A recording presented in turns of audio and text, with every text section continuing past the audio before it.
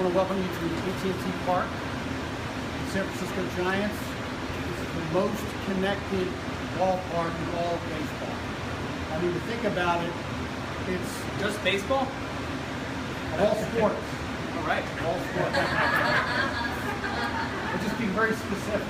Okay. You're right, Bill. I know you have your name on that other place in that other sport in Dallas. I don't know what you're even talking about. Okay. I'm local. I'm local as well as you, right? Yes. So we're local. And we really have two technologies, Wi-Fi technology here. We have 1,300 access points. We'll be expanding that later this year, redoing the upper section, adding another 400, almost 400 APs, 1,700 before the end of the year. And then the cellular network with 185 distributed antennas throughout the network. You saw some of those on the way here.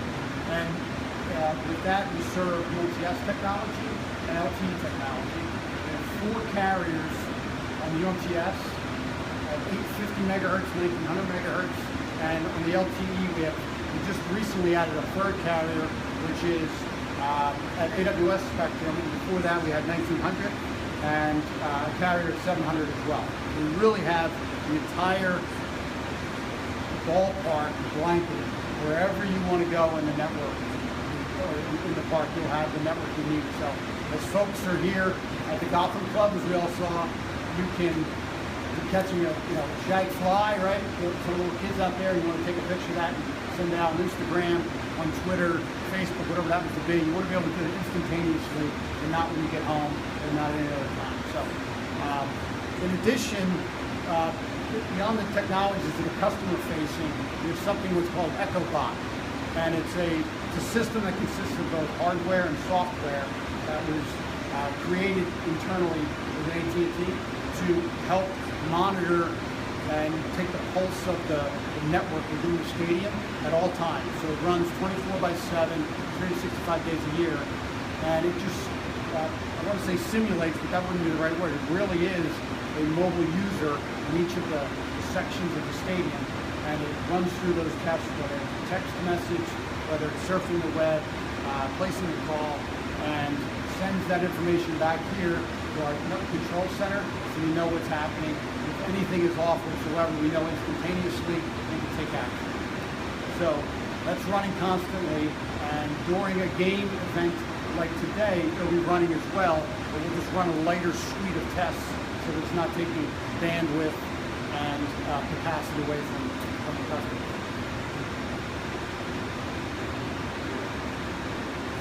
So what are the new ones that you introduced here?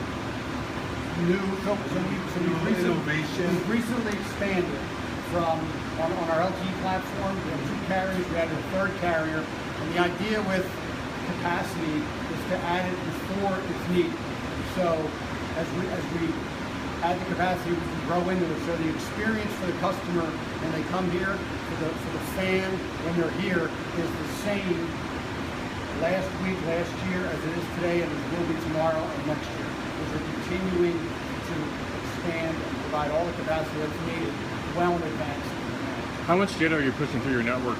Pardon? How much data is pushed through the network on a typical home game? So a typical game will run just over a terabyte of data in a single game.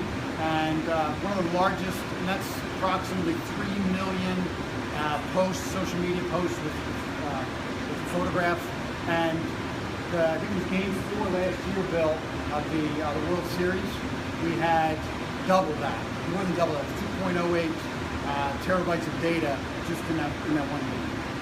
Absolutely extraordinary, and equivalent to over 6 million social posts with photographs. Do you have a number on the number of devices connected and what the growth is like year over year? So when we look at the data from 2012 to 2014 for the postseason, there was over 300% growth. Exact figures on the number of connected devices? I got it. Bill has. Got it. All right. So I'll segue into my piece a little bit. You can ask us questions, of course, afterward. So John, me, and Jimmy Lee over here are going to talk a little bit. So we're going to give like a technology sandwich. So John talks a little tech at first. I'm going to talk a little baseball in this ballpark, and then Jimmy Leo close a little bit more tech specific to the Wi-Fi network, because he's been here since the beginning. And the beginning here is 2004. 2004, back in the day when if you wanted a Wi-Fi connection, you had to pop a card into your laptop. And a smartphone didn't exist. You had, what were those things called? They were called, I guess they were just called PDAs back then. Started with the Palm Pilot, and then in 2004 we had, the devices we had back then were the Palm Zyre and what's that?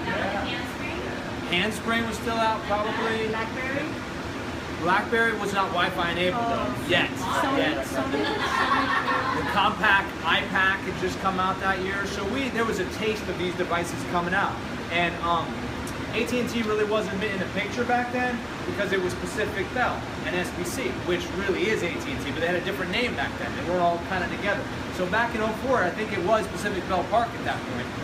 And so ultimately Pacific Bell, SBC, AT&T all merged, but they had the foresight. They said, hey, this stuff is coming. Let's work together to make Pacific Bell Park at that time into this connected experience. We're like, okay, that sounds cool. So we were all on board. 2004 was kind of the first inflection point for us. So opening day 2004, we launched this ballpark, and we promoted the fact that I can still remember the tagline, from the gates of Willie Mays Plaza to the shores of McCovey Cove, free Wi-Fi for all fans. And on opening day, every fan who tried to connect had an outstanding experience at this ballpark, because we had 120 access points for all 94 fans that came with their devices, and they had an outstanding experience. More access points than fans. It's better than your home experience. And so it was great for them, and that year, it was averaged under 100 per game. We had more access points than the fans. But AT&T, SBC, Pacific Bell, back at that time, had the foresight that this was coming. But it didn't come for a while. This was 04, so the next inflection point came in 2007, All-Star Game, here at AT&T Park. That is when the iPhone came out, the same week as the All-Star Game. We finally saw a ramp. We were ramping a little bit. Okay, we're going from 100 a year, 130 a year, 150 a year. Now we started really ramping, close to 1,000 a year, several thousand a year. So that really started ramping in 2007 when the iPhone came out. That was finally the device we were looking for. And by that time, we already had an app. It was a mobile website that was delivering replays to fans starting in 05. It was called the Digital Dugout. We had the food finder on it. We had a lot of cool features back then. But that was, really kind of ahead of its time in terms of a sports stadium to have this Wi-Fi network. So we kept ramping up the access points, more and more fans getting into it, more and more devices. So first point, 2004, launched the Wi-Fi network. 2007, the iPhone comes out. Next inflection point came in 2009. The worst day of my career at this ballpark with the Giants. Opening day 2009. Brought my family out to the ballpark. Had a great time in the seats. Hopefully, by the way, I'm CIO of the Giants. I've been here 17 seasons. And so, on a typical opening day, I like to bring my family. We sit in the seats. Hopefully, it's just a relaxing game. Everything works. And this was the best opening day ever because my phone did not ring once. The whole game, it was awesome. So I get back to my desk and I find out nobody's phone rang during the game. At least nobody with an AT&T phone. That's not good at AT&T Park. Why is that? Because Verizon and T-Mobile and Sprint, these other carriers, they didn't have the iPhone. They didn't have a smartphone. So the AT&T network was getting freaking clobbered. Sorry, that's not a technical term. But it was heavily loaded, overloaded by the traffic from these devices. So we had a Wi-Fi network, but it wasn't enough because the cellular network was really overtaxed. So at that point, that's when we first worked with AT&T to launch the distributed antenna system that John talked about. So 2009 was when we really launched that DAS, which is now, we're in the 7th year of that. And we continue to upgrade both these systems. So, fast forward to today, what does this mean? I mean, we are, Xavier, you were asking for some stats. So here's my stats through 35 games, so up to the minute. This is our 36th home game today. So we're averaging 12,947 unique users per game at this park. It's a 42,000 seat stadium. We got a little bit of a no-show rate, so that's almost 36% of our fans are getting on the Wi-Fi network every game. That would be much higher if we didn't have the distributed antenna system. But we have the DAS, so a lot of people don't even think to turn on their Wi-Fi. They just use the DAS and they still have a great connected experience also. And hopefully you guys will observe this as you're walking around today. We're very proud of that. We talked about the uploads and downloads per game. Over a terabyte this season, every game, if you include the combination of the Wi-Fi and the DAS. Just the Wi-Fi alone this season is 900 gig per game. And last season, overall, we transferred about 79 terabytes over the course of the season. So the most of any sports facility that we know of. Of course, we play a few more games than those guys at Cowboy Stadium, but we're still very proud of that. So bottom line is, a very connected stadium, over 1,300 Wi-Fi access points. We've got the distributed antenna system. Enabling our fans to stay connected is absolutely critical to us, the Giants and AT&T here at this park. Why? We're playing baseball here. Okay, well, we've won 3 World Series championships, and I forgot the number, but the number is approximately 360 straight sellouts, somewhere in that range. Sorry, I don't know the exact number. I need to have that, but close to 360. You know, the next longest streak is like double digits.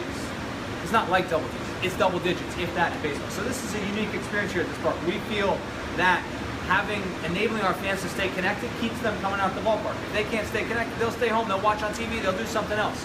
So that's why it's so critical to the experience. The other piece of it is, if they're coming out here and they can stay connected, then they can share that experience with their friends elsewhere, and that makes people want to be here. You get a text from somebody there at the ballpark, a Facebook post, whatever it is.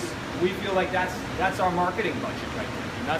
That's Giants marketing, is enabling our fans to share that experience. We provide a great experience, we provide the connection, and let it go from there. So that's kind of our philosophy about it.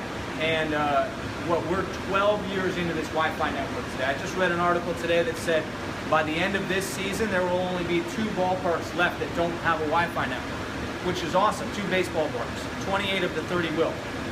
But we've been doing this for 12 years here at this park. So we're also in a different market. You know, our fans kind of demand and expect this here in the Bay Area as opposed to some other markets. I mean, one of the biggest things we looked at a few years ago was, now we got all this connectivity, what about charging? Everybody's phones are dying. So in partnership with AT&T, we launched charging stations throughout the ballpark. So we have, what is it? I think it's close to 400 now that I think about 42,000 fans. Yeah, 400 chargers throughout the park distributed also. So you got all of that as part of the picture. At the end of the day, it's all about enabling our fans to stay connected. And Jimmy Lee is the guy who makes that happen on the Wi-Fi side. So I'll turn it over to him to finish the technology sandwich. Come on up, man. I was making sure you get applauded. You applauded. So I'm not near as polished as these guys. My name's Jimmy Lee. I'm the area manager in charge of repair and maintenance and support for this venue. I support 10 stadiums of varying types across the western United States, and this is the premier venue. This place smokes everything out there. You say that to all the guys. It smokes everything out there. There's some good networks out there, but this place smokes them all.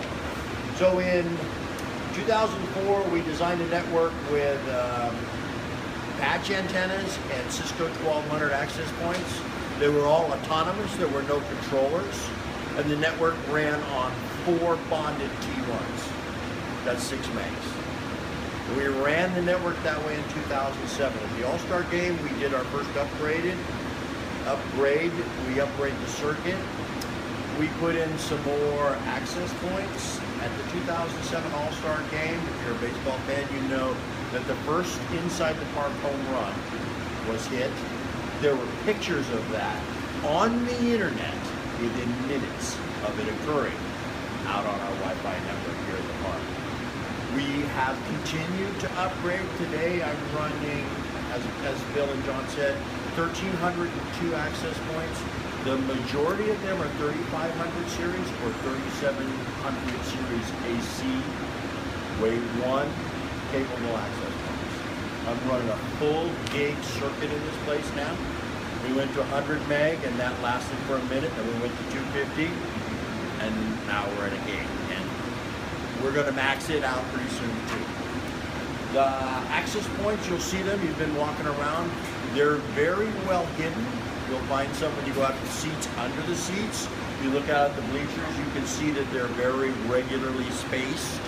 We've got them everywhere. Pretty soon we'll have to start replacing the oldest ones here. There are still some 1200s in the view. You guys are not going to be in the view level tonight, right? Some of the ones in the view level are still 1200 series access points, but everywhere else is 35 and 3700 series Cisco access points.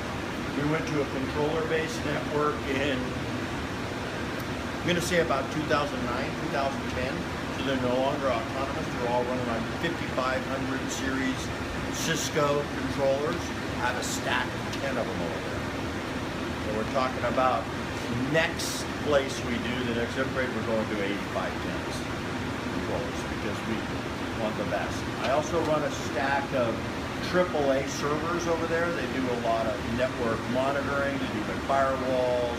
They measure all the data. They look at all